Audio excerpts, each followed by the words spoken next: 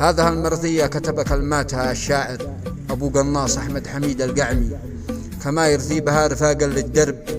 الشهيد عايد علي أحمد الذري والشهيد غيث عبد أحمد الذري، أداء والحان المنشد عبد الله البدي. يا دهر سجل ووثق أعظم التضحيات، يا دهر عبر عن وجاع داخلي من سنين، يا دهر كم من سنة في حر ودع ومات، وساب قلبي وروحي دام وهو حزين، أحاول أخفي همومي من جروح الحياة، ويزيد همي وجرحي والوجع والحنين، ما بعد فرق أبو حار زين الصفات، ما عاد لقيت في حياتي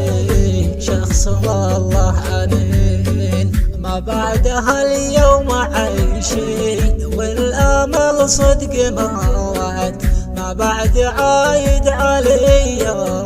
ناس مرفوع الجبين، ومثله الأخ وابن العم غيث السماوات، قد سر وفارق وراح له سابنا أجمعين، أبو مطهر وأبو حارب من علو الطغاة، في حرب آل سعود استشهدوا في كمين، وثامن العام غارق في سجل ذكريات، والقلب ينزف دماء طول تلك السنين، يا رب ناداك عبدك في فروض الصلاة، لا تميته وهو صالح من المؤمنين، ونسأله يا بشر في كل خطوة ثبات، ما لي سواه أحمد يا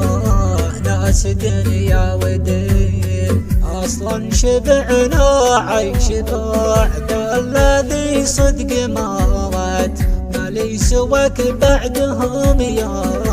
رب وانت المعين، ما لي سواك بعدهم